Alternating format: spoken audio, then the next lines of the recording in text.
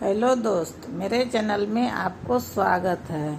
आप मेरे चैनल में पहली बार आए हैं तो सब्सक्राइब कर दीजिएगा, लाइक कीजिएगा, शेयर कीजिएगा और पूरा वीडियो अंत तक देखिएगा। सावन सोमवार व्रत की कथा आपको सुनाने जा रहे हैं। पूरा सुनिएगा तो पूरा जानकारी आपको मिल जाएगा। दोस्तों, आप बीच में छोड़कर मत जाइएगा और हर हर महादेव जरूर लिखिएगा। दोस्तों, बता रहे हैं कि हिंदू धर्म में सावन महीना बहुत पवित्र माना जाता है। इसे धर्म कर्म का माह भी कहा जाता है। सावन महीने का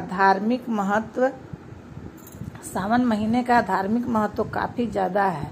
12 महीनों में से सावन का महीना विशेष पहचाना जाता है। इस दौरान व्रत, दान और पूजा पाठ करना अति उत्तम माना जाता है। इससे कई गुना फल भी प्राप्त होता है। इस बार सावन अपने आप में अनूठा होगा। हमारे पुरानों ग्रंथों को उठाकर देखें तो भोले बाबा की पूजा के लिए सावन के महीने की महिमा अत्यधिक महत्व है। इस महीने में ही पर्वतों से शिव की घोर तपस्या की थी पार्वती जी ने, और शिव ने उन्हें दर्शन भी इसी माह में दिए थे। तब से भक्तों का विश्वास है कि इस महीने में शिव जी की तपस्या और पूजा पाठ से शिव जी जल्द प्रसन्न होते हैं और जीवन सफल बनाते हैं। अब आइए सावन माह के कथा का श्रवण करते हैं। अमरपुर नगर में एक धनी व्यापारी रहता था। दूर दूर तक उसका व्यापार फैला हुआ था। नगर में उस व्यापारी का सभी लोग मान सम्मान करते थे। इतना सब कुछ होने पर भी वह व्यापारी अंत मरण से बहुत दुखी था, क्योंकि वह उस व्यापारी का कोई पुत्र नहीं था। दिन रात उसे एक ही चिंता सताती रहती थी, उसकी मृत्यु के बाद उसके इतने बड़े व्यापार और धन संपत्ति को कौन संभालेगा। पुत्र पाने की इच्छा से वह व्यापारी प्रत्येक सोमवार भगवान शिव की व्रत पूजा किया करता था। सायंकाल को व्यापारी शिव मंदिर में जाकर भगवान शिव के सामने घी का दीपक जलाया करता था। उस व्यापारी की भक्ति देखकर एक दिन देवी पार्वती ने भगवान शिव से कहा, हे प्राणनाथ, यह व्यापारी आपका सच्चा भक्त है। कितने दिनों से यह सोमवार का व्रत और पूजा नियमित कर रहा है। भगवान आप इस व्यापारी की मनोकामना अवश्य पूर्ण करें। भगवान शिव ने मुस्कुराते हुए कहा, हे पार्वती, इस संसार में सबको उसके कर्म के अनुसार फल की प्राप्ति होती है। प्राणी जैसा कर्म करते हैं उन्हें वैसा ही फल प्राप्त होता है।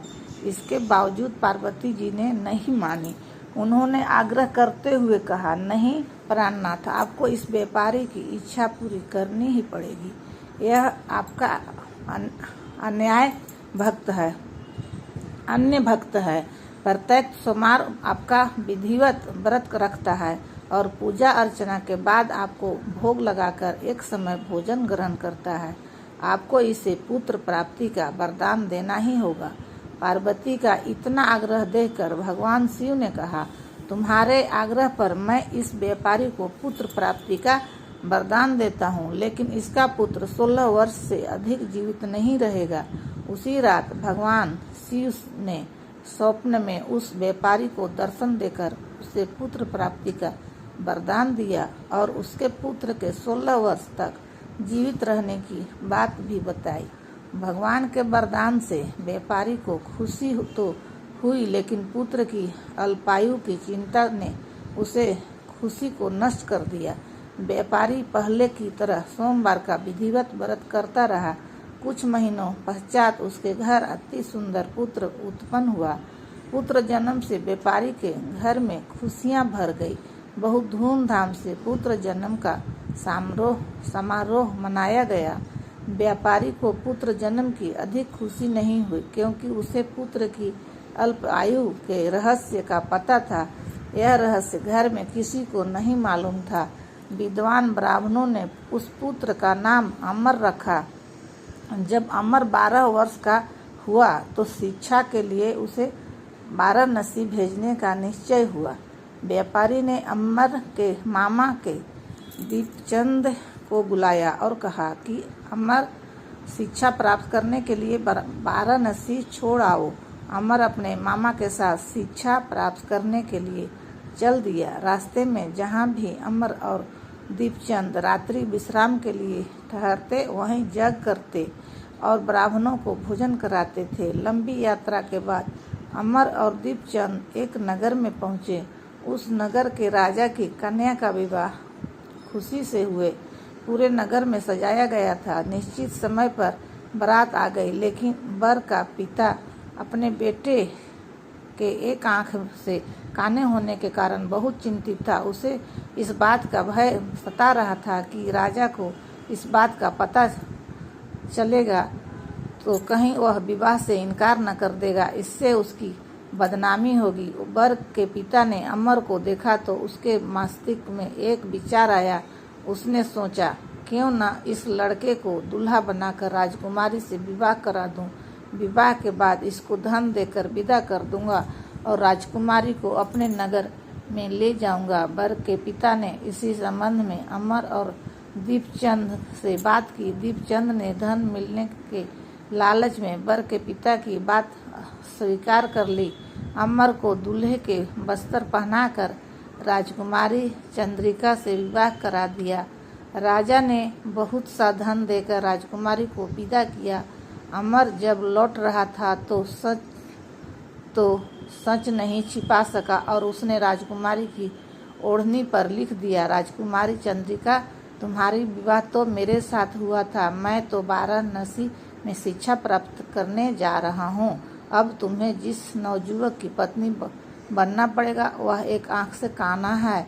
जब राजकुमारी ने अपनी ओढ़नी पर लिखा हुआ पढ़ा तो उसने काने लड़के के साथ जाने से इनकार कर दिया।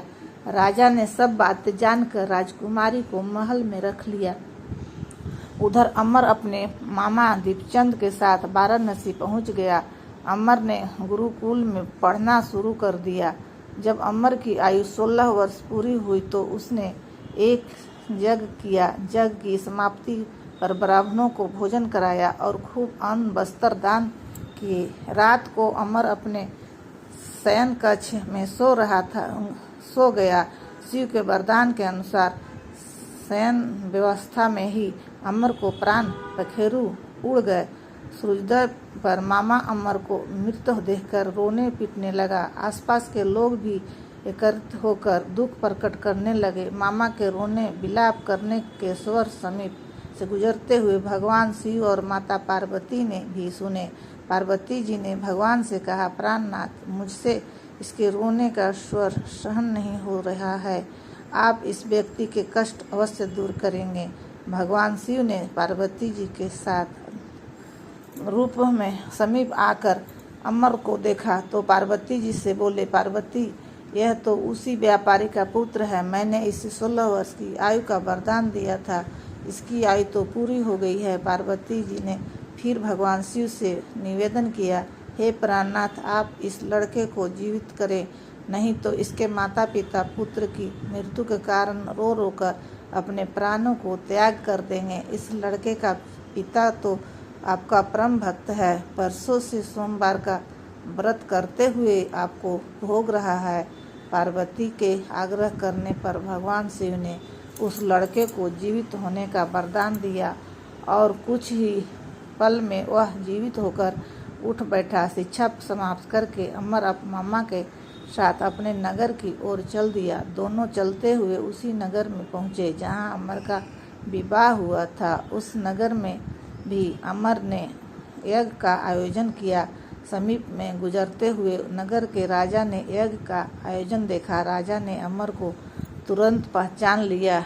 यज्ञ समाप्त होने पर राजा अमर और उसके मामा को महल में ले गया और कुछ दिन उन्हें महल में रखकर बहुत सा धन वस्त्र देकर राजकुमारी के साथ विदा किया। रास्ते में सुरक्षा के लिए राजा ने बहुत से सैनिकों को भी साथ भेजा।